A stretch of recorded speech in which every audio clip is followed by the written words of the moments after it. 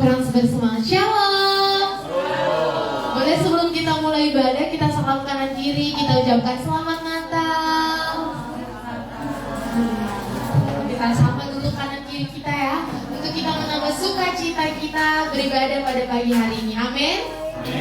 Amin. Baik, kita akan memuji Tuhan pada pagi hari ini dengan penuh sukacita.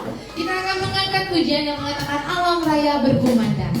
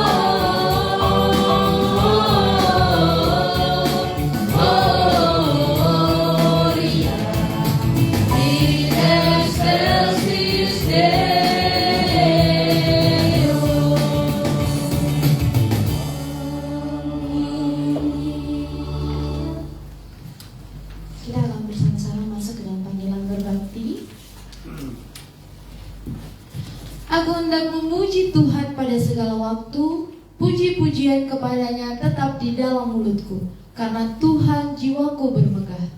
Inilah saksi itu, bukan kita yang telah mengasihi Allah, tetapi Allah yang telah mengasihi kita, dan yang telah mengutus anaknya sebagai pendamaian bagi dosa-dosa kita.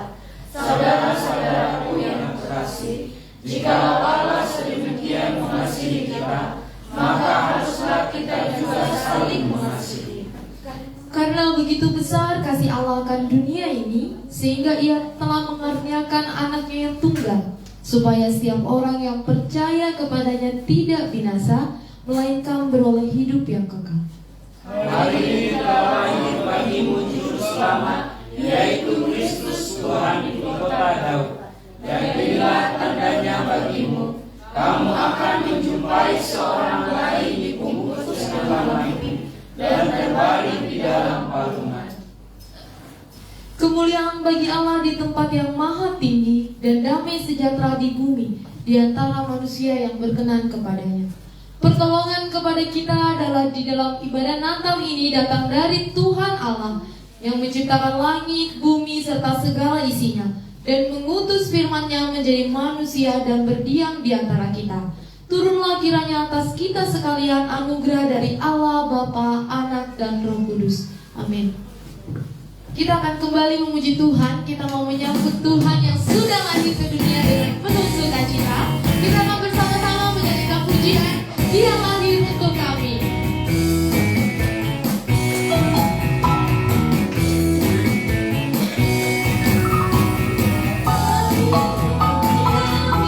Dia lahir untuk kami. Dia bangkit untuk kita semua. Dia itu Tuhan kita, Dia itu Allah kita, Dia Raja di atas segala raja. Sama-sama kita katakan Dia itu firman Allah. Dia itu firman Allah yang turun ke bumi, yang jadi sama dengan manusia. Dia Yesus Tuhan kita, Dia Yesus Tuhan kita, Sang Penebus juru selamat dunia. Saya persilakan jemaat untuk duduk kembali. Kita akan memuji Tuhan dengan penuh semangat. Walaupun kita duduk, saya minta kita untuk bertepuk tangan. Kita tunjukkan sukacita kita di hadapan Tuhan. Kita kembali angkat pujian ini dengan penuh sorak-sorai. Kita katakan Dia lahir untuk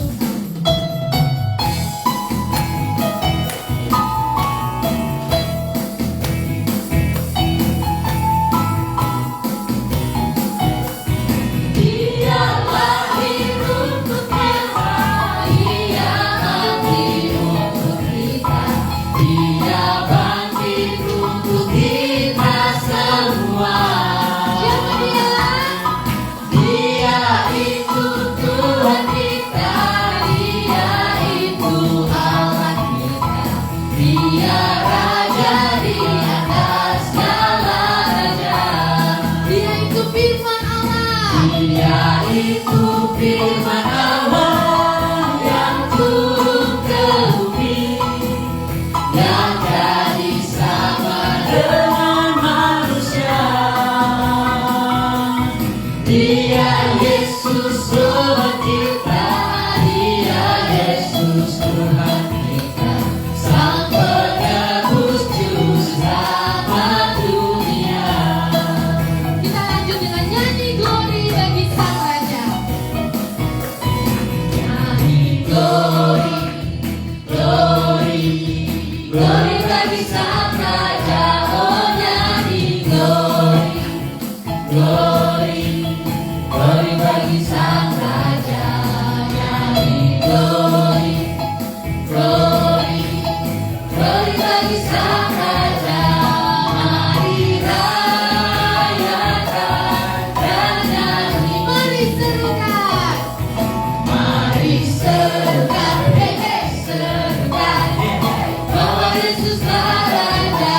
Oh mari serukan, hei hei, serukan, hei hei, bahwa Yesuslah Raja.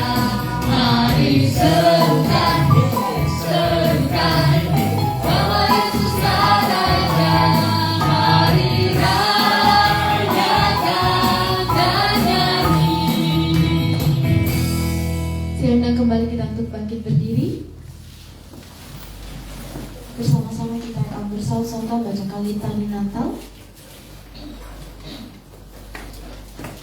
Nyanyikanlah nyanyi yang baru bagi Tuhan, sebab Ia telah melakukan perbuatan-perbuatan yang ajaib. Keselamatan telah dikerjakan kepadanya oleh tangan kanannya, oleh lengannya yang kudus. Tuhan telah memperkenalkan keselamatan daripadanya, telah menyatakan keadilannya di depan mata bangsa-bangsa. Ia mengingat kasih setia dan kesetiaannya terhadap kaum Israel. Segala ujung bumi telah melihat keselamatan yang daripada Allah kita. Bersorak-soraklah bagi Tuhan, hai seluruh bumi. Berdiri bermasmurlah. Bermasmurlah bagi Tuhan dengan kecapi dan lagu yang nyaman. Dengan nafir dan sangkala yang nyanyi bersorak-sorak di hadapan Raja yang milik Tuhan. Biarlah gunung laut serta isinya, dunia serta yang diam di dalamnya. Biarlah sungai-sungai bertepuk tangan dan gunung-gunung bersorak-sorai bersama-sama. Di hadapan Tuhan, sebagai Ia datang untuk menghakimi bumi, Ia akan menghakimi dunia dengan keadilan dan bangsa-bangsa dengan kebenaran.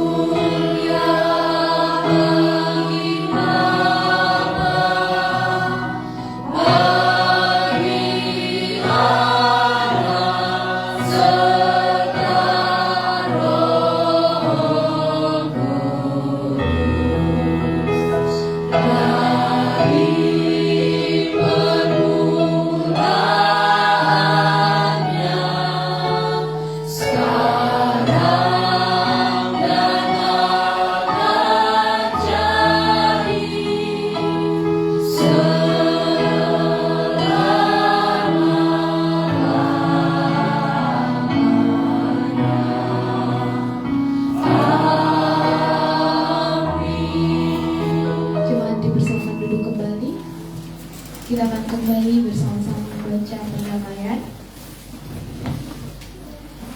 Setelah pada zaman dahulu Allah berulang kali dan dalam berbagai cara berbicara kepada nenek moyang kita dengan perantaraan nabi-nabi, maka pada zaman akhir ini Ia telah berbicara kepada kita dengan perantaraan anaknya yang telah Ia tetapkan sebagai yang berhak menerima segala yang ada.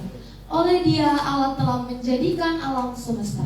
Ia adalah cahaya kemuliaan Allah dan gambar wujud Allah dan menopang segala yang ada dengan firman-Nya yang penuh kekuasaan. Dan setelah Ia selesai mengadakan penyucian dosa, Ia di sebelah kanan yang Maha Besar, di tempat yang tinggi, jauh lebih tinggi daripada malaikat-malaikat, sama seperti nama yang dikaruniakan kepadanya, jauh lebih rendah daripada nama mereka. Karena kepada siapakah di antara malaikat-malaikat itu pernah Ia katakan, "Anakku, engkau telah kuperanakan pada hari ini, dan aku akan menjadi bapaknya, dan ia akan menjadi anakku." Dan ketika Ia membawa pula anaknya yang sulung ke dunia, Ia berkata, semua malaikat Allah harus menyembah Dia. Dan tentang malaikat-malaikat Ia berkata, Ia membuat malaikat-malaikat menjadi badai dan pelayan-pelayan yang menjadi nyala api.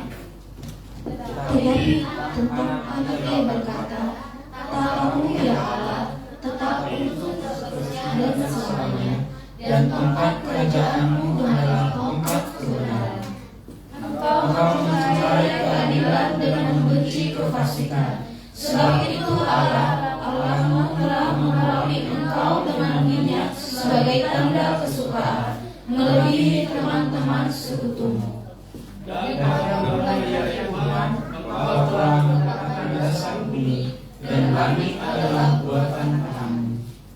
Semuanya itu akan binasa, tetapi engkau tetap ada, dan semuanya itu akan menjadi usang seperti pakaian. Seperti jubah akan engkau mundurkan mereka, dan seperti persalinan mereka akan buah. Tetapi engkau tetap sama, dan tahun-tahun tidak berkesudahan. Kita akan kembali memuji Tuhan dengan penuh sorak-sorai. Kita katakan, "Kita sorga berkenan tanda lahir Raja mulia."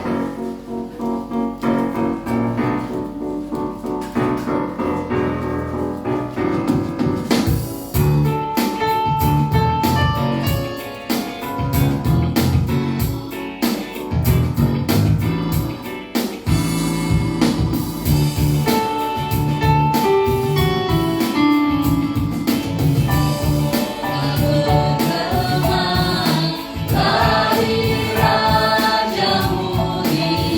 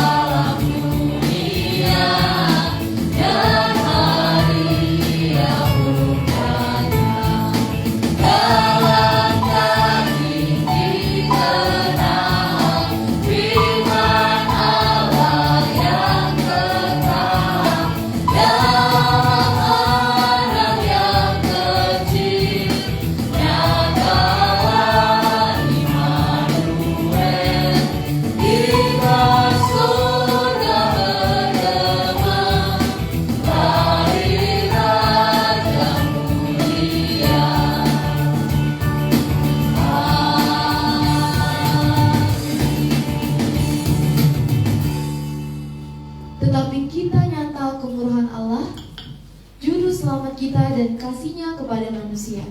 Pada waktu itu Dia telah menyelamatkan kita, bukan karena perbuatan baik yang telah kita lakukan, tetapi karena rahmat-Nya oleh permandian kelahiran kembali dan oleh pembaharuan yang telah dikerjakan oleh Roh Kudus, yang sudah dilimpahkannya kepada kita oleh Yesus Kristus Juru Selamat kita. Supaya kita sebagai orang yang dibenarkan oleh kasih karunia-Nya berhak menerima hidup yang kekal sesuai dengan pengharapan kita. Kita akan bersama mempersiapkan hati kita menyambut firman Tuhan yang akan disampaikan oleh hamba-Nya Pendeta James Damani. Kita akan menyambut Tuhan di hati kita seperti lambungan. Kita ingin menyambut Tuhan dengan kerendahan hati kita.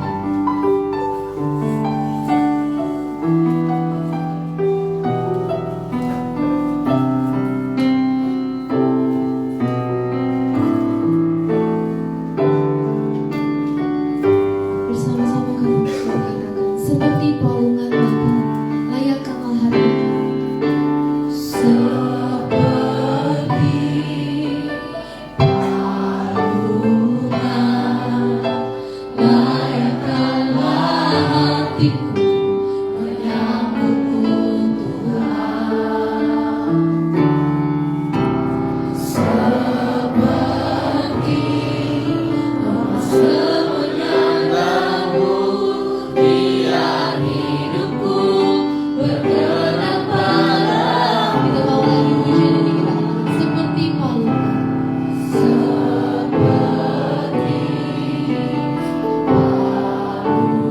palungan,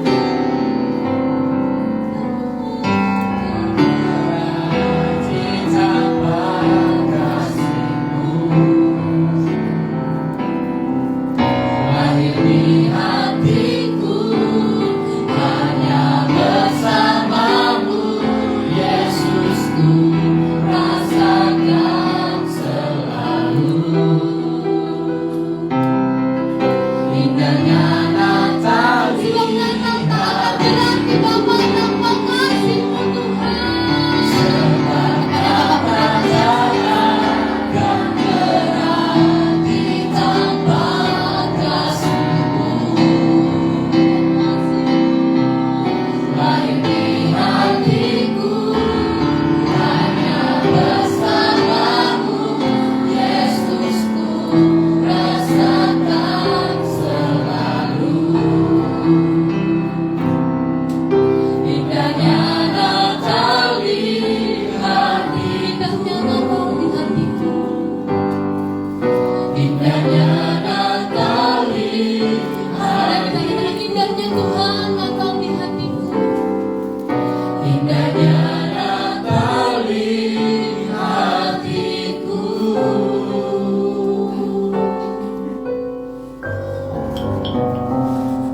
Tuhan Bapa di surga, firman yang telah Engkau utus, yaitu pribadi kedua dari diri-Mu, sehingga menjadi tebusan bagi manusia yang berdosa. Hari ini kami merayakannya dengan sukacita sebab kami adalah orang-orang yang telah Engkau tebus dan telah percaya bahwa Engkau adalah Tuhan dan Juru Selamat kami pribadi. Kami naikkan syukur merayakan Natal kesekian kalinya dalam hidup kami. Salah satu perjumpaan yang serius di dalam roh dan kebenaran yang menuntun kami menerima satu pernyataan ilahi di sepanjang zaman, abad, dan tempat. Engkau telah menjadi manusia. Terima kasih Bapa di surga, lawat kami semua, tolonglah kami sehingga Immanuel nyata terus bagi kami bahwa Engkau beserta dengan kami. Dalam nama Yesus kami menyambut firman. Haleluya. Amin. Silakan duduk Bapak Ibu, saudara yang mengasihi Tuhan. Satu pembacaan firman Tuhan disediakan kepada kita oleh Almanak Gereja Metodis, tentu di seluruh dunia. Karena memang Gereja Metodis itu kan seluruh dunia Bapak Ibu. Maka disebutkan dalam satu konstitusi Gereja Metodis, setiap pendeta Metodis adalah pendeta untuk semua Gereja Metodis, termasuk di belahan dunia manapun. Termasuk di Afrika, kita juga menjadi pendeta mereka. Termasuk pendeta mereka juga pendeta kita. Demikian juga menjadi jemaat, statutanya juga jelas Bapak Ibu. Setiap anggota GMI Gereja Metodis adalah anggota di dalam Gereja Metodis sedunia. Itu artinya ditekankan kepada kita untuk mempraktekkan penafsiran firman Tuhan menurut John Wesley, agar kita selalu bertolong-tolongan menanggung beban kita dan sukacita kita dimanapun, termasuk di dalam merayakan Natal hari ini. Dan ini dibuktikan juga dengan beberapa jemaat kita. Saya undang berdiri keluarga Bapak Indra Girsang yang datang bersama keluarga. Nanti juga akan memperkenalkan diri, tapi mereka datang dari Gereja Metodis dari Serpong yang dilayani oleh Pendeta Riri Sumurangkit. Terima kasih Pak, silakan duduk. Dan hari ini firman Tuhan disampaikan kepada kita dari Nats Perjanjian Baru, Injil Yohanes pasal yang pertama, ayat pertama sampai dengan ayat 14 dengan tema Immanuel. Saya akan membaca untuk kita sekalian. Bapak Ibu silakan menyimak dengan membuka kitabnya. Boleh membuka handphone sucinya yang ada di dalamnya Alkitab, tapi jangan ada suaranya, ya.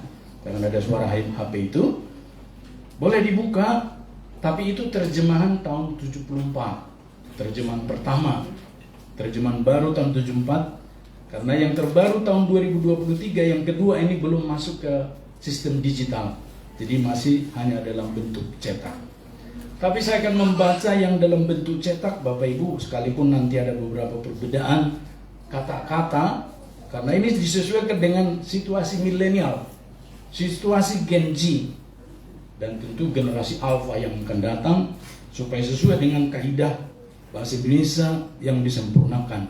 Saya membaca untuk kita sekalian.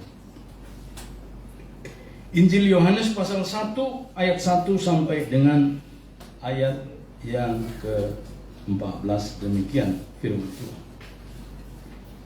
Pada mulanya sudah ada firman. Firman itu bersama dengan Allah, dan firman itu adalah Allah. Ia pada mulanya bersama dengan Allah. Segala sesuatu dijadikan melalui Dia, dan tanpa Dia tidak ada sesuatu pun yang telah jadi dari segala yang telah dijadikan. Dalam Dia ada hidup, dan hidup itu adalah terang manusia. Terang itu bercahaya di dalam kegelapan, dan kegelapan itu tidak menguasainya. Datanglah seorang yang diutus Allah, namanya Yohanes. Ia datang sebagai saksi untuk bersaksi tentang terang itu, supaya melalui Dia semua orang menjadi percaya. Ia bukan terang itu, tetapi ia harus bersaksi tentang terang itu. Terang yang sesungguhnya yang menerangi setiap orang sedang datang ke dalam dunia. Ia telah ada di dalam dunia, dan dunia dijadikan melalui Dia, tetapi dunia tidak mengenalnya. Ia datang kepada miliknya, tetapi orang-orang miliknya itu tidak menerimanya. Namun semua orang yang menerimanya diberinya hak supaya menjadi anak-anak Allah, yaitu mereka yang percaya dalam namanya. Mereka yang dilahirkan bukan dari darah atau dari hasrat manusia, bukan pada oleh hasrat seorang lelaki, melainkan dari Allah. Firman itu telah menjadi manusia dan tinggal di antara kita, dan kita telah melihat kemuliaannya, yaitu kemuliaan sebagai anak tunggal Bapa, penuh anugerah dan kebenaran. Firman itu telah menjadi manusia dengan tema Immanuel, kata yang sering kita dengar dalam tradisi kita menjadi orang Kristen. Bahkan banyak sekali warga gereja selain orang Israel yang beragama Yahudi memberi nama anaknya Immanuel. Bahkan beberapa pendeta kita namanya Immanuel. Ada Immanuel Ginting, tapi memang belum ada Immanuel Damani. Dan Bapak Ibu saudaraku, Immanuel ini adalah bahasa di Perjanjian Lama yang mulai populer pada zaman Nabi Yesaya. Tahun berapa itu Pak Pendeta? Sekitar tahun 700 sampai dengan 740 sebelum Masehi. Tinggal menghitung Bapak Ibu. Kalau dia peristiwanya 740 sebelum Masehi, kata ini populer pada zaman pelayanan Nabi Yesaya. Maka Bapak Ibu, kita surut mundur ke belakang. Apakah sebelumnya kata Immanuel tidak dikenal pada zaman Adam dan Hawa di Taman Eden? Atau pada zaman Musa dalam pengembaraan mengeluarkan dari Mesir? Bapak Ibu saudaraku, sementara kata Immanuel ini, yang dalam bahasa Ibrani ini terdiri dari dua suku kata, tetapi kata juga di dalamnya. Imanu, itu nu akhiran u itu artinya kita. Kata ganti orang ketiga jamak. Nu. Tetapi imanu itu Bapak Ibu bukan soal berbicara kita. Maka saya teringat nama seorang P3GMI kita yang merintis P3GMI dulu di sini bersama Yohanes, ada namanya Manu. Saya tanya dia, Manu, kau tahu nggak namamu? Immanuel Pak. Oh, tidak begitu ceritanya. Jangan langsung kunci Immanuel. Tahu dulu historisnya kata Manu itu. Imanu itu artinya beserta dengan cap. Kalau bahasa sekarang meterai. Kalau beserta itu kan ada meterainya. Negara hadir di dalam perjanjian, taruh di sana meterai. Sah. Berarti Manu itu ada capnya. L itu adalah Tuhan. Ul, maka kemudian menjadi ilah, ilah, Allah, maka kemudian menjadi kata Allah. Itu proses vokalisasi dalam orang-orang Arab. Dan Bapak Ibu saudaraku, berarti Immanuel itu adalah Tuhan Allah yang maha tinggi itu beserta dengan cap. Sah. Di mana periodenya Bapak Ibu saudaraku, pada bagian Injil Yohanes ini kita tidak menemukan kata Immanuel. Ternyata Bapak Ibu saudaraku, pada bagian firman Tuhan ini kata Immanuel itu populer pada zaman Nabi Yesaya, sekalipun seperti itu karena beberapa hal pada masa itu terjadi sebagai konteks atau latar belakang. Sama seperti hari-hari ini, ya. Kalau kita menemukan gaya orang begini, karena ada latar belakangnya.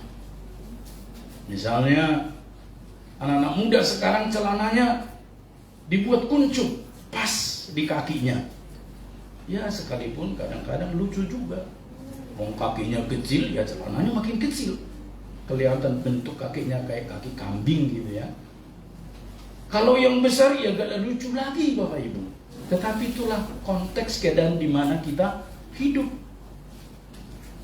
Pada zaman itu, pada zaman Nabi Yesaya itu Bapak Ibu, kenapa mereka menekankan Immanuel dan banyak orang-orang memberi nama Immanuel pada anak-anaknya? Karena mereka pada zaman itu mengharapkan satu pernyataan penyertaan Tuhan dalam hidup mereka yang nyata.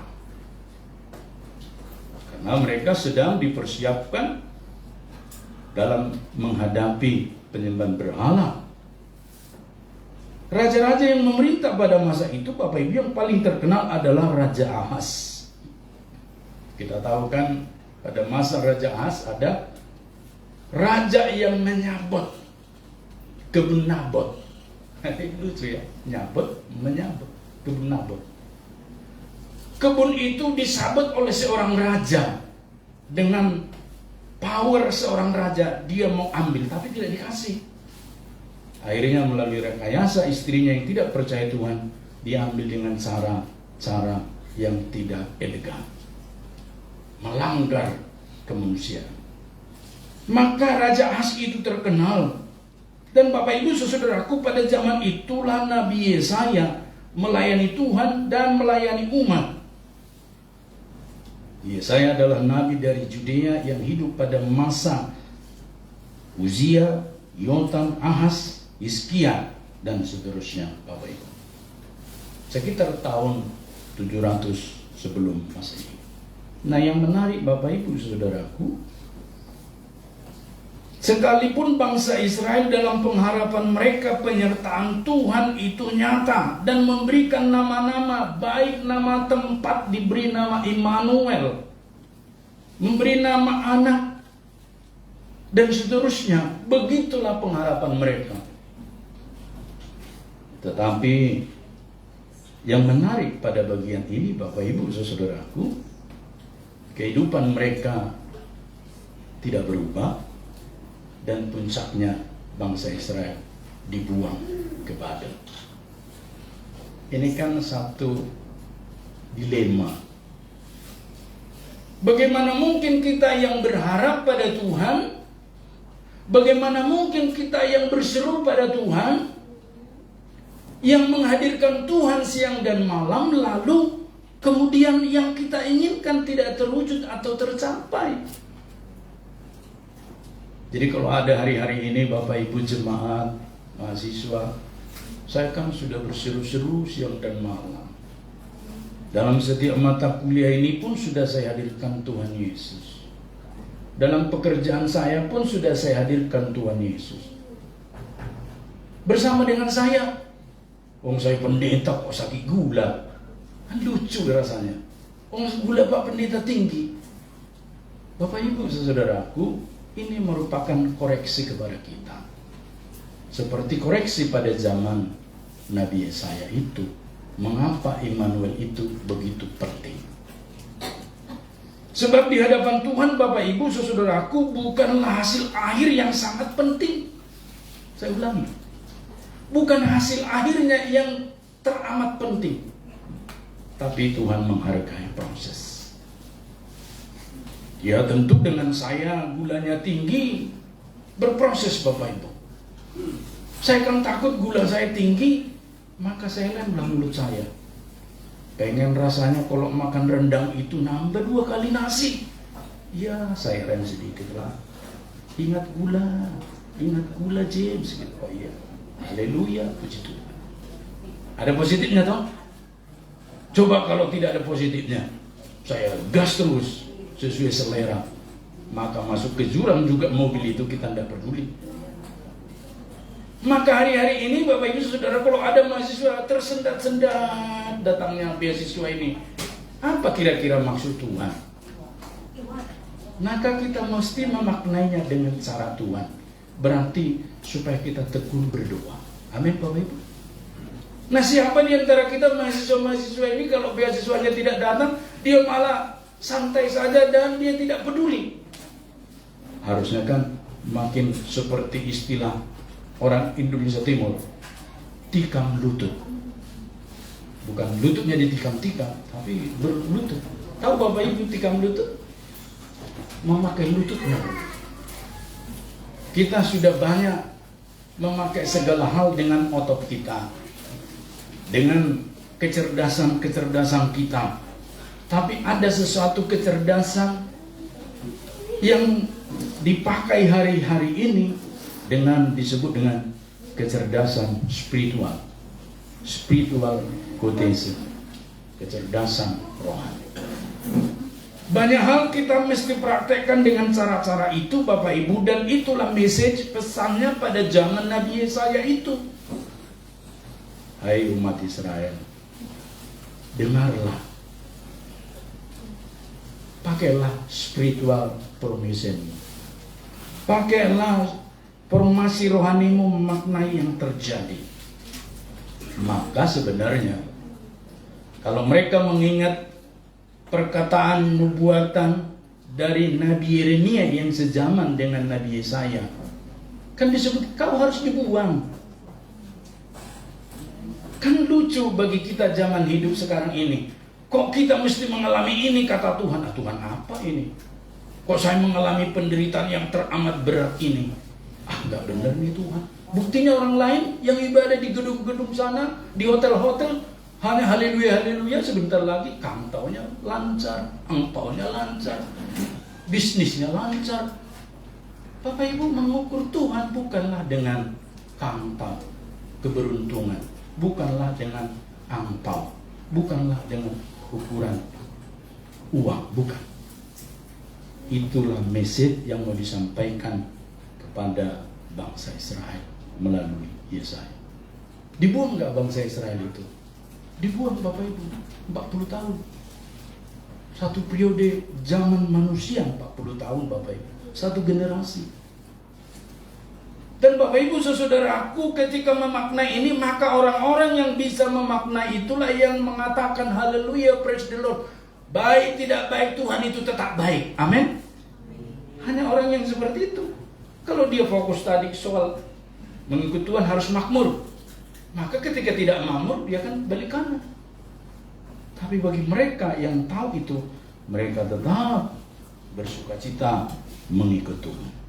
Dan Bapak Ibu saudaraku, apa yang dialami oleh Nabi Yesaya direkam dalam Injil Matius juga pasal 1 ayat 23 yang menulis bahwa nubuat Yesaya itu yang menyatakan bahwa akan ada Immanuel, pengharapan yang bukan saja pada nama-nama orang dan nama tempat, tetapi pada satu oknum yang tidak terbandingi, yaitu Yesus Kristus atau Allah sendiri yang datang menjadi manusia.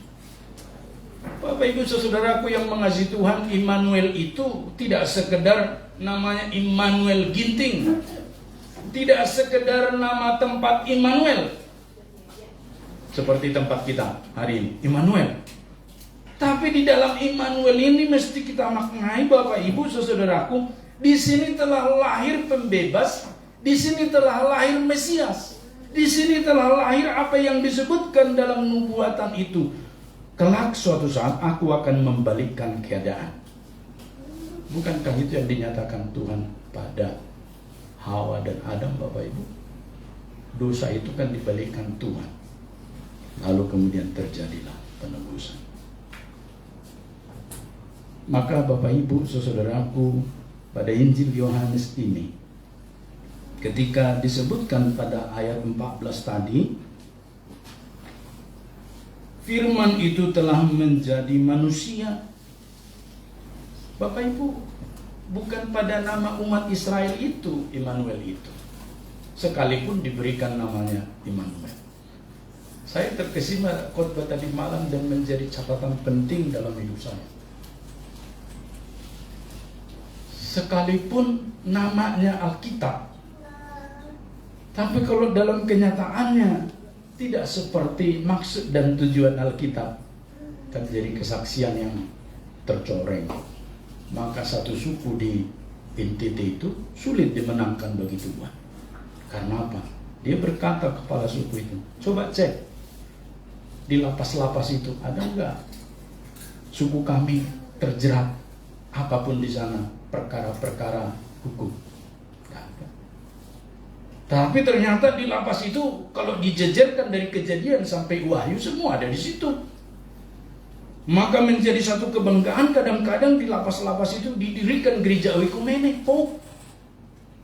Dan saya waktu di Jakarta sering melayani LPC Pinang itu. Iya, memang betul kita kan mesti memulihkan mereka. Tapi kan itu satu koreksi yang total kepada gereja. Kenapa gereja berpindah ke sana? Dan bukan juga Bapak Ibu satu koreksi total kepada kita semua jikalau psikolog itu makin menjamur. Di mana-mana psikolog, konseling. Berarti kita banyak masalah. Berarti gereja tidak mampu menyelesaikan umatnya dalam keadaan apapun yang seharusnya dia bertemu dengan Tuhan. Sehingga seperti pernyataan saudara kita, saya lupa suku apa, baik tidak baik, Tuhan tetap lebih baik. Saya kadang-kadang mikir ini luar biasa nih.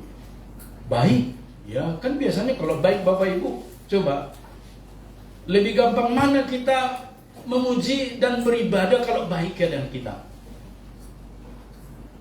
Ya tentu ketika kita tidak berkekurangan kan gampang. Kalau tidak baik, Pak, kan kami perlu waktu bersungut-sungut. Pak, kami kan waktu untuk mengutarakan unek-unek kami. Kenapa sampaikan ke Tuhan? Berapa jam satu hari kita gunakan menyampaikan unek-unek kita dengan Tuhan? Atau berapa jam satu hari kita gunakan persoalan kita disebarluaskan kepada orang-orang? Dan Bapak Ibu Saudaraku, itulah yang dimaksud Immanuel. Pada ayat yang ke-14 ternyata Bapak Ibu, Firman itu telah menjadi manusia dan tinggal di antara kita, dan kita telah melihat kemuliaannya, yaitu kemuliaan sebagai anak tunggal Bapa, penuh anugerah dan kebenaran. Allah kan tidak bisa dilihat, karena dia immateri, bukan materi. Tidak bisa dilihat, tidak bisa diraba, tidak bisa dijamak, tidak bisa difotokopi. Bapak Ibu, satu anugerah kepada kita yang tidak terselami, yang nun jauh di sana. Di dalam bahasa Alkitab Bapak Ibu, ini namanya bahasa kairos. waktunya Tuhan. Waktunya kita kronos. Waktunya Tuhan itu mau bolak-balik dari ujung ke ujung sama. Maka dalam tradisi gereja disimpulkan alfa dan omega, tidak terbatas sampai dengan tidak terbatas, dari kekal sampai dengan kekal. Kita ciptaan materi terbatas, tidak bisa kita mundur 1 menit kemudian. Maka termasuk perkataan-perkataan kita sekalipun Bapak Ibu kalau udah keluar tidak bisa ditarik. Coba kemarin ngomong misalnya si marah, saking kesal dia sama si Ranto, ngomong sembarangan. Tapi kemudian oleh firman Tuhan, saya ini salah, saya mau tarikan. Mana bisa Bapak Ibu ditarik lagi, dihirup-hirup itu perkataannya, kelewat. Sekalipun diungkapkan, maaf ya Ranto, saudaraku seiman, sudah sulit dihapus Bapak Ibu. Jejak itu tetap ada, tanda itu tetap ada, seperti luka. Mana bisa dihapus, luka itu tetap ada. Isinya yang sudah disembuhkan memang. Itulah sebabnya mengajarkan kita pada bagian Immanuel ini Bapak Ibu, menurut Injil Yohanes ini sama seperti Injil Matius. Di Matius kan disebutkan di sana langsung to the point. Yesus lahir di kandang domba di Bethlehem. Inilah Immanuel itu. Tapi Injil Yohanes dengan filsafat Yunaninya Bapak Ibu, dia mengungkap jauh lebih dari situ. Makanya ketika kita mempelajari kitab Yohanes ini, selalu firman itu yang menjadi fokus. Yesus itu firman, dan seterusnya Bapak Ibu. Rasul Yohanes yang menuliskan Injil Yohanes ini memulai menulis wahyu yang diterima dari Tuhan Allah, fokus pada pernyataan firman, yaitu oknum atau pribadi kedua dari Tuhan Allah yang menjadi manusia. Hari-hari ini warga gereja tidak sekedar kita haleluya 1000 kali. Pengajaran sesat itu di sekitar kita teramat-amat banyak. Salah sedikit, duit tunggal. Salah sedikit, ya tidak mengajarkan duit tunggal. Ada yang tidak percaya Tritunggal. Bapak Ibu, Allah kita itu Trinitas. Ya. Dan itu sudah diakui dalam pengakuan iman kita melampaui abad dan zaman. Hari ini kita mengakui pengakuan iman Nisianum Konstantinopel, yang pada masa itu juga marak pengajaran seperti hari-hari ini. Cuma bedanya pada zaman itu kan tidak ada Android, maka menyebarluaskan pengajaran itu mulut ke mulut. Ya dalam bahasa Indonesia Bapak Ibu, mulut ke mulut kan tidak pas sebenarnya. Gimana mulut ke mulut? Mulut ke mulut, maksudnya dari pembicaraan ke pembicaraan. Kalau sekarang di mana pengajaran itu begitu merebak? Di handphone kita itu buka sedikit sudah pengajaran yang macam-macam. Buka sedikit sudah pengajaran yang salah. Maka tidak ada kata lain Bapak Ibu saudaraku seperti kata firman Tuhan ini. Ayat yang pertama ini Bapak Ibu. Pada mulanya adalah firman. Firman itu bersama-sama dengan Allah. Tahu gak artinya firman bersama-sama dengan Allah? Firman itu ada di dalam diri Allah, yang di dalam kekekalan itu namanya Elohim. Bapak Ibu, nama Tuhan kita itu kan Elohim. Di dalam kekekalan itu Bapak Ibu ada kepribadian, roh. Tentu Bapak Ibu saudaraku sering para mahasiswa bertukar pikiran dengan saya. Lucu Pak, bagaimana kita mencerna roh di dalam roh? Itu aja kalau tidak bisa paham, roh di dalam roh. Di dalam roh saya ada roh. Di dalam roh saya ada jiwa. Bapak Ibu, ketika saya sebentar keluar ini, kan jiwa. Tapi bisa juga roh. Masa Allah yang begitu luar biasa tidak bisa melebihi saya? Itu artinya Bapak Ibu saudaraku, dalam permulaan Injil menurut Rasul Yohanes ayat 1 sampai 18 ini menjelaskan tentang Tuhan Allah yang datang menjadi manusia dan menjalani hidup secara manusia. Allah di dalam dirinya mengutus firman perkataannya menjadi manusia. Maka disampaikan oleh malaikat Gabriel kepada Maria, hendaklah kau namakan dia Yesus. Jadi kalau hari ini kita menyebut nama Yesus, Bapak Ibu, itu nama yang datang dari surga. Maka kita yang menikmati nama Yesus juga sudah berada di dalam suasana surga. Bukankah ini sesuatu yang luar biasa, Bapak Ibu? Bukankah tetangga-tetangga kita untuk menikmati suasana surga salah kaprah? Malah pikiran porno melulu. Masa 72 bidadari? Itu kan di dunia. Di sana kan tidak begitu. Itulah pada bagian ini Bapak Ibu mengajarkan kita tentang Immanuel, yang diterjemahkan oleh Yohanes ini bahwa Tuhan Allah yang ada roh kekal dan tidak terbatas, rela bersedia masuk ke dalam dunia kemanusiaan yang disebabkan oleh satu hal saja. Kenapa Tuhan Allah datang menjadi manusia? Ya, saya pernah dengar khotbah supaya kita diberkati, ada amin. Amin. Yang hari ini dompetnya kosong penuh terisi, amin. Lebih kencang amin. Sampai berdiri, amin, amin katanya. Bila perlu saya 1000 kali amin. Bapak Ibu, bukan soal 1000 kali atau 10 kali. Yang pelan juga aminnya diberkati Tuhan. Karena apa? Pada poin ini Bapak Ibu dijelaskan karena satu hal Tuhan Allah datang ke dunia, dosa. Nah, yang kalimat ini kita tidak senang ini. Apalagi kalau kaum milenial, Pak Pendeta ini cerita dosa hari gini. Dia berpikir dosa itu masalah. Ada masalahmu, jadi pikir dosa. Jadi dosa masalah identik. Bukan Bapak Ibu. Masalah kita tidak punya duit, oke. Masalah kita apa? Diputus pacar. Masalah kita belum punya pendamping. Masalah kita berumah tangga, belum punya anak. Masalah namanya itu. Jalan keluarnya banyak. Dosa kita satu, yaitu putus hubungan dengan Tuhan. Jalan keluarnya cuma satu, berdamai dengan Tuhan. Amin Bapak Ibu. Itulah sebabnya Tuhan Allah datang menjadi manusia, supaya selesailah persoalan kita putus hubungan dengan Tuhan yang telah dikerjakan oleh Adam dan Hawa itu. Adam dan Hawa kan jatuh melanggar firman Tuhan, jatuh dalam dosa, putus hubungan manusia dengan Tuhan. Itulah dosa Bapak Ibu. Jadi kalau seseorang belum bertemu dengan Tuhan, berarti dia dalam berdosa. Tapi ketika dia sudah di dalam Tuhan, dia berdosa lagi. Itu namanya dosa perbuatan Bapak Ibu. Penyelesaiannya datang kepada Tuhan Yesus. Itulah yang dipraktekkan gereja, membuat rumusan pengakuan dosa. Maka kaum milenial kan kadang-kadang bertanya, masa sih kita harus ada pengakuan tiap minggu? Ya Bapak Ibu, memang kita harus setiap saat datang kepada Tuhan untuk menyelesaikan dosa-dosa kita.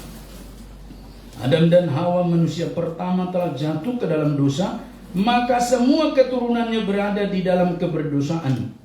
Sebab upah atau dampak dari dosa itu adalah kematian kekal. Kan banyak nggak percaya kematian kekal ini Bapak Ibu. Maka dibuatlah ilustrasi satu batang pohon dipotong. Nah ini Pak Pendeta sudah dipotong, kan masih segar bugar nih, hijau. Kau lupa statusmu sudah terpisah dari akarnya, induknya, batangnya, dan cepat atau lambat ini akan mati yang terputuskan. Demikian dengan kita Bapak Ibu. Maka segala sesuatu di dalam diri kita yang belum bertemu dan diselesaikan dengan Tuhan akan mematikan. Akan cepat atau lambat akan mematikan. Tuhan Allah tidak berdiam Bapak Ibu dengan kejatuhan manusia pertama ke dalam dosa. Inilah Tuhan Allah yang benar. Tidak memandangi Adam dan Hawa jatuh dalam dosa dengan duduk di kursi empuknya kerajaannya, tahankanlah kau dosa di situ, nanti saya hukum. Nah, gitu. Tuhan tidak begitu. Maka Tuhan itu kan kasih. Itu bedanya Bapak Ibu dengan dewa-dewa, dengan sesembahan lain. Tuhan Allah itu kasih. Itulah sebabnya di dalam kasih itu dia memikirkan jalan keluar atas dosa. supaya manusia yang telah jatuh ke dalam dosa itu ada jalan keluarnya. Tuhan Allah berinisiatif untuk melepaskan manusia dari dosa, dari ikatan dosa. Maka inisiatifnya selalu datang dari Tuhan Allah. Amin Bapak Ibu. Jadi penyelesaian dosa inisiatifnya datang dari Tuhan Allah. Penyelesaian masalah inisiatifnya datang dari kita. Itu bedanya Bapak Ibu. Maka di dalam inisiatif itu Bapak Ibu, Tuhan memutuskan di dalam dirinya, di kekekalan itu, firman harus menjadi daging, harus menjadi manusia. Tolong malaikat sampaikan kepada Maria supaya dikandung oleh Roh Kudus. Dalam diri Maria lahirlah Tuhan Allah yang disebut dengan firman, yang dikenal dengan Yesus Kristus, yang disebutkan dengan kata lain menjelma. Kadang-kadang kan terjemahan kata-kata ini membuat kita kadang bingung, kok menjelma, kayak sulap gitu ya. Padahal bukan. Itu merupakan satu proses ribuan tahun yang lalu. Maka tidak ada satupun di dunia ini yang tidak berdosa Bapak Ibu untuk tidak mendapat perlakuan hukum penggantian tadi. Allah menggantikan manusia yang berdosa, maka dia akan datang. Dinubuatkan ribuan tahun melalui nabi-nabi. Akan datang Mesias, akan datang Immanuel, akan datang Mesias dan seterusnya. Tepat waktunya datang. 2000-an tahun yang lalu dia datang secara fisik. Sehingga disebutkan firman itu pada mulanya berdiam dengan Allah. Itu roh. Tapi kemudian ketika dia masuk ke dalam rahim Maria, dia kita kenal dan bersama dengan kita. Dan orang-orang yang tidak mempunyai akhlak selalu mengolok-olok dengan berkata, apakah Tuhan kalian itu juga buang air besar dan buang air kecil? Ya kalau dia manusia 100%, tentu dia akan tempuh itu. Tetapi segala yang bertentangan dengan keallahannya dia tidak praktekkan. Maka bagi kita jangan berpikir Allah itu, Yesus itu mempraktekkan hal-hal seperti yang dilakukan oleh anak-anak muda, pria, bukan. Itulah sebabnya dia tidak pernah jatuh cinta eros kepada seorang perempuan manapun. Sebab di dalam naturnya adalah natur Allah. Nah, siapakah yang diselamatkan itu Bapak Ibu? Ayat yang ke-12 inilah melalui firman Tuhan ini dikatakan, semua orang yang menerimanya diberinya hak. Kalau terjemahan lama pasti disebut kuasa kan? Tapi dalam terjemahan baru lebih tepat dengan hak. Sebab orang hanya memahami hari ini hak dan kewajiban. Jadi berarti Bapak Ibu Saudaraku, semua orang yang menerimanya diberinya hak supaya menjadi anak-anak Allah. Tidak disebut anak Allah. Anak-anak Allah kan beda. Anak Allah Yesus. Tapi anak-anak Allah kita dilahirkan oleh Roh. Saya anak bapak saya. Tidak bisa saya menjadi anak orang lain. Tapi ketika saya menjadi lahir baru yang kedua yaitu Roh, saya menjadi anak-anak Allah. Yaitu mereka yang percaya dalam namanya. Jadi kalau nggak percaya dalam nama Yesus, berarti sebenarnya statusnya bukan anak-anak Allah. Bisa anak gampangan, bisa anak, kalau di kampung kami disebut itu anak babi. Karena waktu dia diserah terimakan, dipotong korban satu babi. Bapak Ibu Saudaraku. Jadi itu anak-anak gampangan. Maka semua kita yang telah menerimanya diberinya hak supaya menjadi anak-anak Allah. Maka status kita hari ini menjadi anak-anak Allah, kita dapat dan terima karena kita telah dilahirbarukan oleh Roh Kudus. Karena kita percaya. Maka begitu penting percaya ini Bapak Ibu. Orang-orang kan berkata begini, wah percaya saja, masa percaya saja selamat. Sebut aja kita tetangga-tetangga kita, mau nggak percaya sama Yesus? Dia akan tersenyum, tidak mau. Berarti sulit untuk percaya. Maka hari ini ketika kita percaya kepada Tuhan Yesus, berarti kita ada kumpulan mereka-mereka yang telah ditentukan oleh Allah untuk diselamatkan. Maka untuk menjadi anak-anak Allah, Bapak Ibu, dalam menghayati perayaannya, menantikan kedatangannya yang kedua, kita harus menjadi terang seperti disebutkan dalam ayat yang kelima, yaitu hidup yang berkenan kepada Tuhan Allah. Kalau terang itu kan bermacam-macam, Bapak Ibu. Ada terang matahari, ada terang bulan, dan macam-macam. Ada terang listrik, dan seterusnya. Patokannya adalah menyenangkan dan berbuat segala sesuatu seperti untuk Tuhan Yesus. Itulah terang. Jadi artinya karena Yesus sudah ditanam dalam diri kita, maka ada terang yang bisa kita pancarkan kepada dunia luar. Ada yang bisa kita saksikan kepada orang lain. Maka ketika kita berkata Immanuel, Tuhan beserta kita, terang itu memancar. Dan yang kedua dikatakan bersaksi tentang Yesus Kristus sebagai bukti penyertaan Tuhan Allah dalam hidupnya. Bapak Ibu, pada bagian ini seperti Yohanes Pembaptis, dia bersaksi tentang Yesus, membuka dan meluruskan jalan untuk Tuhan. Maka sebenarnya kita sebagai warga gereja juga diarahkan Tuhan supaya kita membuka jalan bagi pekerjaan Tuhan atas orang-orang di sekitar kita. Suatu ketika saya pernah melayani Bapak Ibu di salah satu tempat waktu masih mahasiswa praktek. Bapak Ibu, ketika melayani itu saya taburkan terus firman Tuhan. Dan ada keluarga yang dekat dengan saya karena tempat saya numpang makan selama praktek itu. Ini di Kalimantan Barat, Bapak. Saya setiap hari di situ. Dan Bapak Ibu, saudaraku, mereka kan bukan Kristen.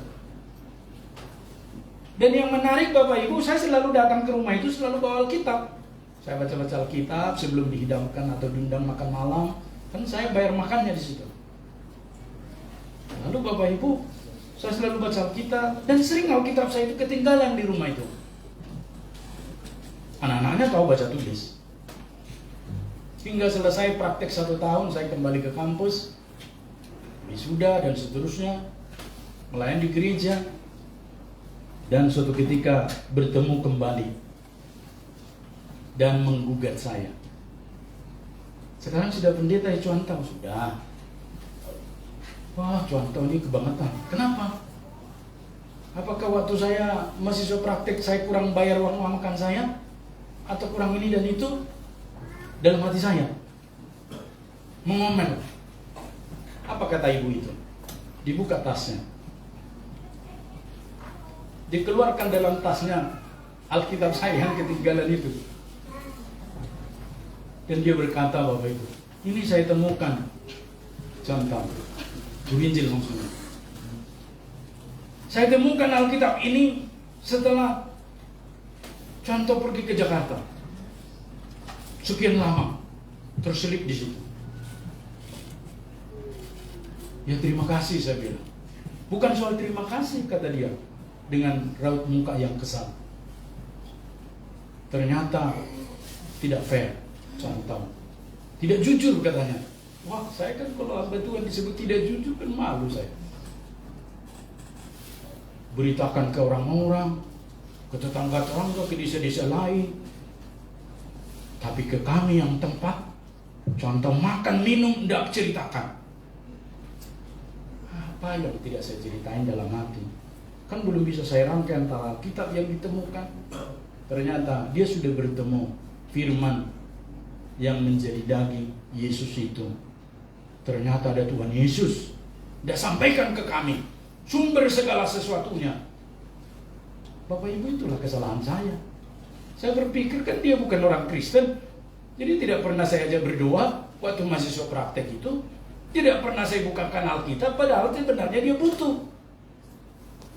Dan cara Tuhanlah meninggalkan Alkitab saya itu di sini. Akhirnya saya minta maaf, maaflah Ai, maaflah Tante. Gak kepikir, saya kan takut. Iya, sekarang ada bertemu kami dengan ibu-ibu mana, udah dibaptis kami, kata. Udah dibaptis sekeluarga. Gak terpikirkan oleh kita. Bapak Ibu, saudaraku, bersaksi itu sebenarnya sederhana. Kita nyatakanlah kasih sayang Tuhan kepada kita, kepada orang itu. Soal dia terima atau tidak, itu urusan nanti. Nah, saya kan nggak pernah saksikan. Yang penting kalau disidangkan makan, ya saya berdoa untuk saya. Saya makan, habis saya pulang. Setiap awal bulan saya terima nafkah saya bayar ibu itu supaya disajikan menu yang enak-enak, gitu. Dan Bapak Ibu saudaraku, akhirnya saya dituntut. Dan saya merefleksi pelayanan saya pada masa itu. Mungkin ada begitu banyak tempat saya tidak beritakan Injil kepada mereka.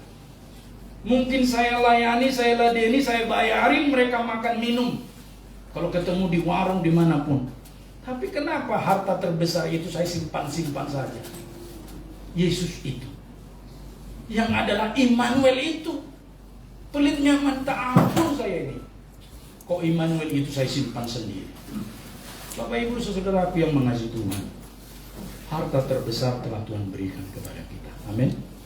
Yesus, beritakanlah. Maka Bapak Ibu, kesaksian kemarin Bapak yang datang dari Tarjun betul. Tidak henti-hentinya saya menyaksikan Yesus kepada mereka. Dan saya beritakan kepada mereka, Yesus juru selamat. Kau mau percaya atau tidak, itu urusan. Yang penting saya sudah lepas tanggung jawab saya kalau dituntut Tuhan. Sudah kau beritakan belum dengan temanmu? Ada begitu banyak teman sekamar, sekos, sesekolah kita. Kita mesti beritahu. Sehingga seperti Yohanes Pembaptis menyatakan Immanuel itu melalui cara dia bersaksi.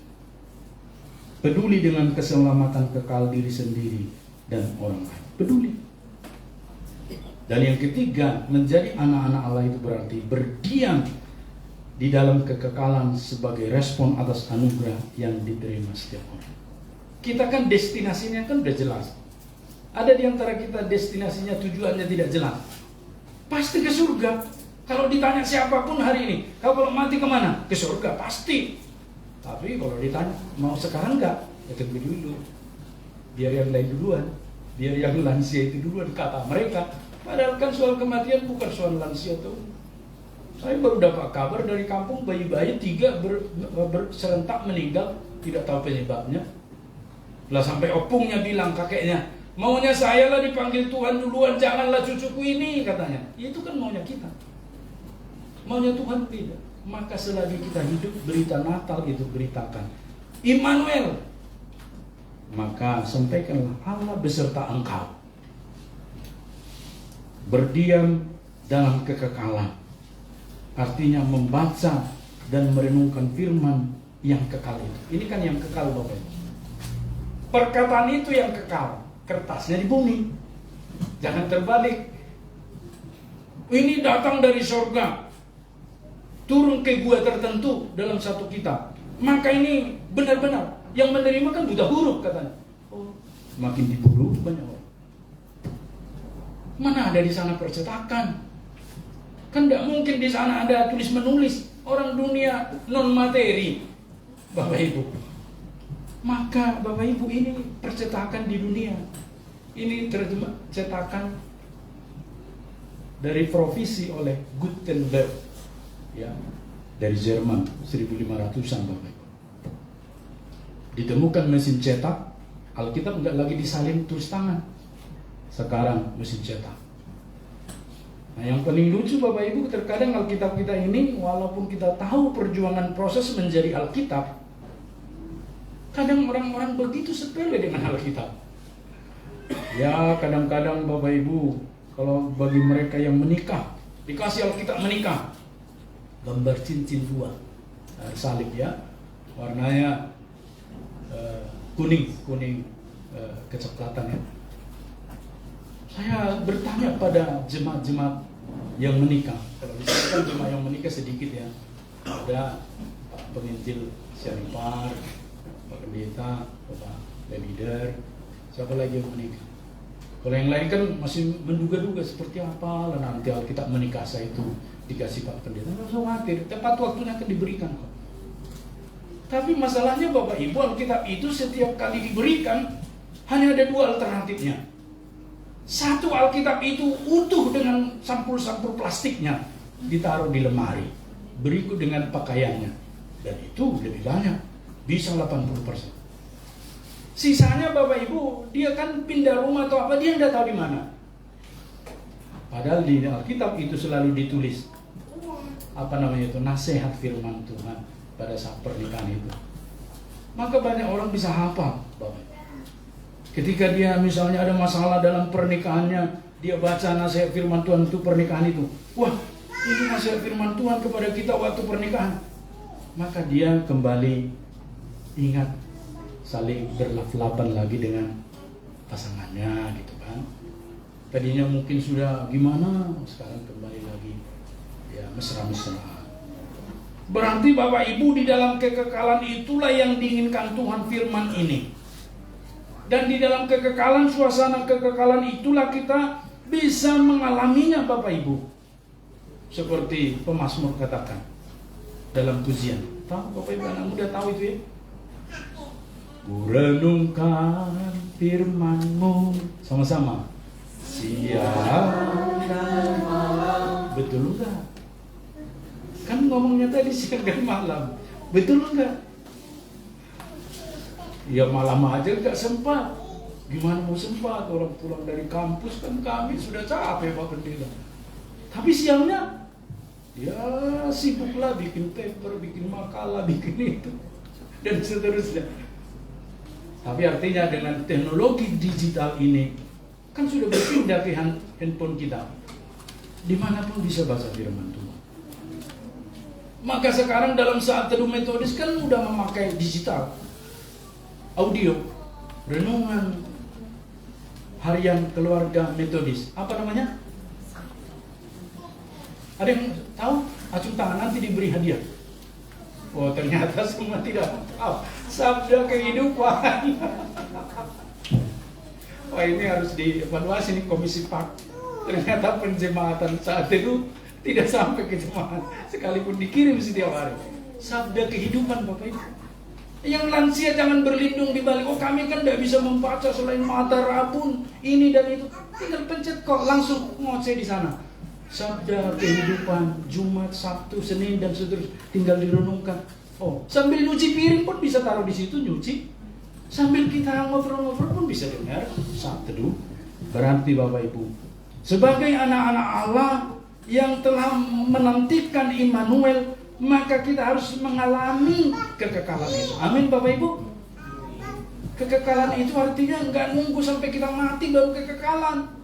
Saat ini pun kita sudah mengalami itu ketika kita membaca dan merenungkan firman Tuhan. Yang berikutnya berdoa. Yang ketiga penyembahan dalam roh dan kebenaran. Yang keempat menanggalkan dosa yang masih terselubung. Tuhan inginkan kita Bapak Ibu saudaraku hidup di dalam keserupaan dengan Kristus. Dari ketiga hal tersebut dapat disimpulkan dengan suatu kalimat di dalam firman Tuhan ini, yaitu Tuhan Allah di dalam Yesus Kristus beserta kita secara kekal, maka dialah yang menjadi CCTV hidup kita setiap waktu. Ya kan di kantor ada CCTV kan? Di rumah ada CCTV, di mana-mana ada CCTV hari ini. Ya. Tapi jangan lupa ada Tuhan Yesus CCTV kita. Maka itulah yang mengontrol kita dan mempersembahkan yang terbaik untuk Tuhan. Amin. Tuhan memberkati. Kita berdoa. Minta dengan hormat Pendeta Erwin Daud berdoa untuk firman Tuhan. Bapa di surga, pada pagi ini kami bersyukur dan sangat berterima kasih untuk lawatan Tuhan melalui kebenaran firman-Mu yang sudah disampaikan kepada setiap kami dengan satu kabar yang luar biasa bahwa Engkau yang adalah Immanuel, Engkau hadir di tengah-tengah kami dan memproses kami secara luar biasa untuk untuk menuju kepada kebaikan dan menentukan cinta kasih Tuhan yang akan membawa kami ke dalam satu kehidupan yang bersama-sama dengan Engkau ya Tuhan.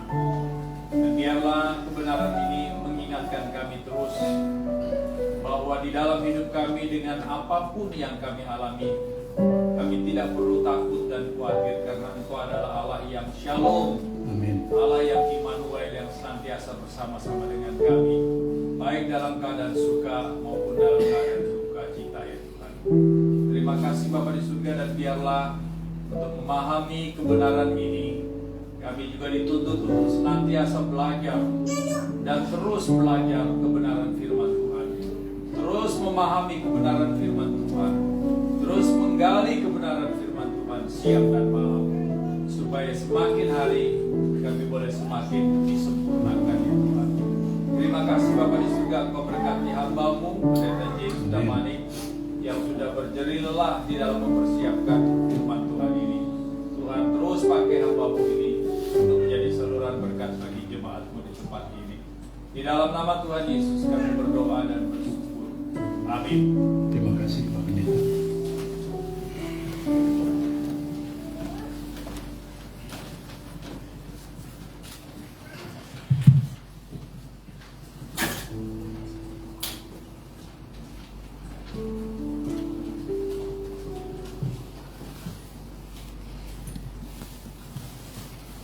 Demikianlah firman Tuhan pada kita di ibadah Natal pagi ini. Firman Tuhan berkata, sebab Dialah Allah kita dan kita umat gembalaannya dan kawanan domba tuntunan tangannya. Pada hari ini sekiranya kamu mendengar suaranya, janganlah keraskan hatimu seperti di Meriba, seperti pada hari di masa di padang gurun. Jemaat diundang untuk bangkit berdiri dan kita bersama dalam pengakuan iman Misian Konstantinopel. Aku percaya kepada satu Allah, Bapa yang Maha Kuasa, Pencipta langit dan bumi, segala yang kelihatan dan tidak kelihatan, dan kepada satu Tuhan Yesus Kristus, Anak Allah yang tunggal, yang lahir dari Sang Bapa sebelum ada segala zaman, terang dari terang, Allah yang sejati dari Allah sejati, diperanakan bukan dibuat, sehakikat dari Sang Bapa, yang dengan perantaranya segala sesuatu dibuat, yang telah turun dari surga untuk kita manusia dan untuk keselamatan kita, dan menjadi daging oleh Roh Kudus dari anak darah Maria, dan menjadi manusia yang disediakan bagi kita di bawah pemerintah Pontius Pilatus, menderita yang dikuburkan, yang bangkit pada hari yang ketiga sesuai dengan isi pada perkataan, dan naik ke surga, yang duduk di sebelah kanan Sang Bapa, dan akan datang kembali dengan kemuliaan untuk menghakimi orang yang hidup dan yang mati, yang kerajaannya akan berakhir. Aku percaya kepada Roh Kudus yang menjadi Tuhan dan yang menghidupkan, yang keluar dari Sang Bapa dan Sang Anak, yang bersama-sama dengan Sang Bapa dan Sang Anak disembah dan dimuliakan, yang telah berfirman dengan perantaraan para nabi. Aku percaya satu gereja yang kudus dan aman dan bersih. Aku mengaku satu baptisan untuk mengampuni dosa. Aku menantikan kebangkitan orang mati dan kehidupan di zaman yang akan datang. Amin. Jemaat bersama duduk kembali. Kita akan bersama mendengarkan persembahan pujian dari Jemaat Gabungan P3MI Cowok.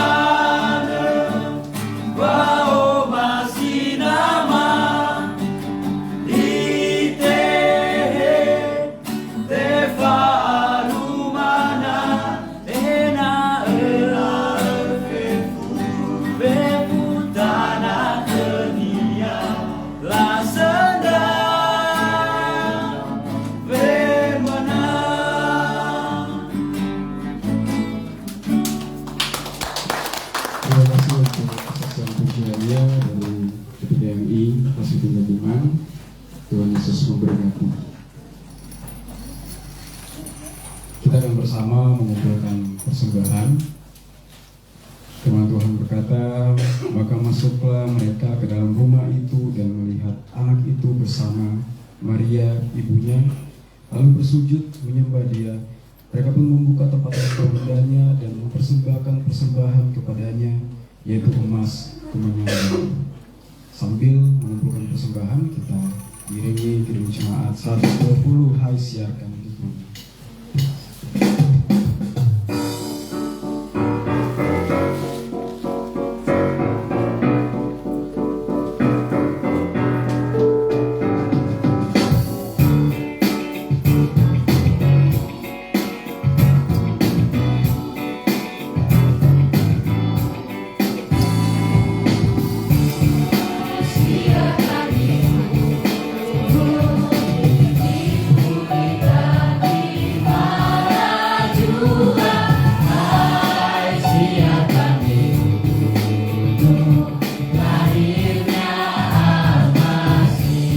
Ibu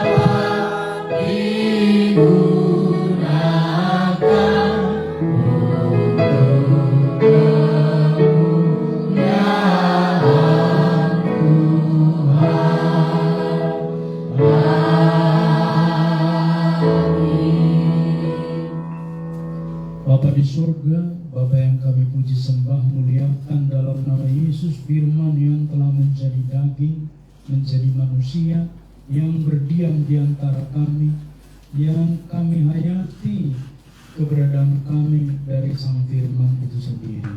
Saat ini kami mengumpulkan persembahan kami, yang terutama Bapa, persembahan tubuh kami ada di rumah Tuhan. Kami terus menyerahkan ini menjadi hormat dan kemuliaan bagi Tuhan, sebab kami tahu bahwa persembahan kami yang terutama adalah kami menyerahkan diri kami kepada Tuhan. Dan kami juga menyerahkan apa yang ada pada kami, yang telah terlebih dahulu Engkau berikan bagi kami, melalui pekerjaan-pekerjaan, melalui karya, melalui berkat, dan apapun yang kami terima. Dari anak sekolah minggu sampai dengan lansia, kami telah menerima berkat yang berkelimpahan dari Tuhan. Kami kembalikan menjadi dupa yang harum di hadapan-Mu, terutama untuk kantung kas gereja, dan untuk satu lagi kas untuk panitia Natal serta persembahan ke depan untuk hamba-hamba Tuhan GMI yang pensiun. Kami tahu Bapa, ketika mereka telah selesai melayani secara struktur dan masuk dalam purna tugas baik pendeta dan guru Injil yang pensiun, mereka tentu hanya berharap belas kasih-Mu. Tolonglah mereka Bapa di seluruh dunia dimanapun berada, khususnya di GMI, mereka pensiun dan mereka tidak khawatir masa tuanya. Berkatilah gereja-Mu, juga memikirkan mereka melalui persembahan yang kami serahkan ke depan ini Tuhan, sehingga dapat dikirimkan ke GMI wilayah 2 untuk diteruskan ke urusan kepegawaian dan pensiun di Medan. Tuhan memberkati sehingga setiap bulan hamba-hamba Tuhan pensiun ini tetap tercukupkan sampai kelak Tuhan memanggil mereka satu persatu. Demikian kami yang masih berdinas aktif, berkatilah kami semua Tuhan juga untuk memikirkan mereka. Kami serahkan itu menjadi dupa yang harum di hadapan-Mu.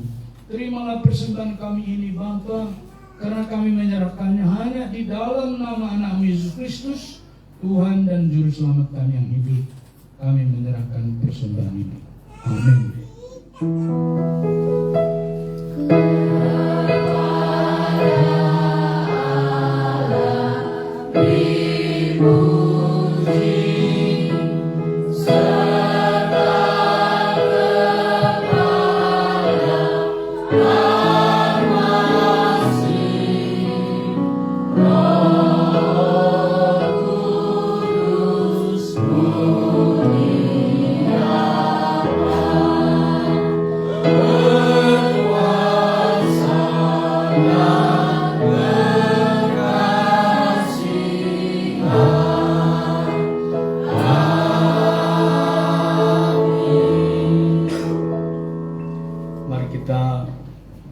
Sama-sama mengucapkan doa yang diajarkan oleh Tuhan Yesus.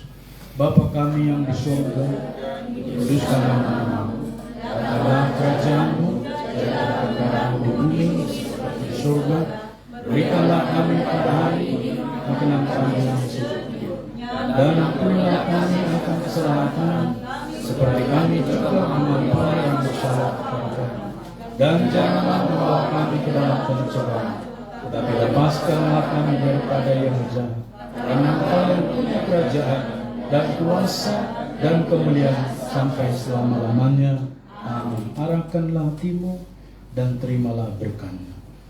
Kiranya kasih karunia dan damai sejahtera daripada Tuhan kita Yesus Kristus, kasih sayang dari Allah Bapa dan persekutuan dengan Roh-Nya yang kudus turun atas setiap kita, memberkati, mengutus, menjaga, memeliharakan setiap kita dari sekarang, besok, bahkan sampai selama-lamanya, sampai Yesus datang kedua kalinya. Amin. Amin.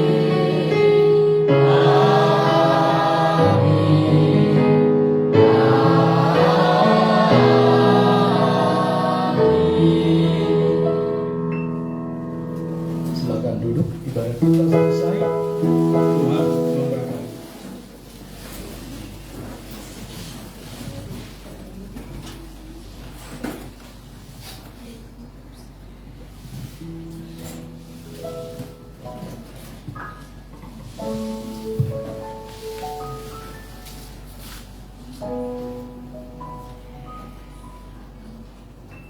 Kita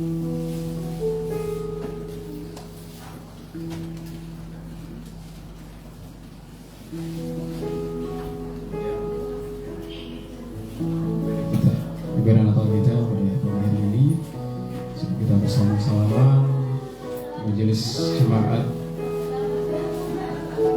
Demi Menara Banjarmasin kembali mengucapkan selamat datang dan selamat bergabung pada keluarga Bapak Ihsan, dan kita minta dengan kasih untuk bisa maju ke depan untuk memperkenalkan diri dan keluarga.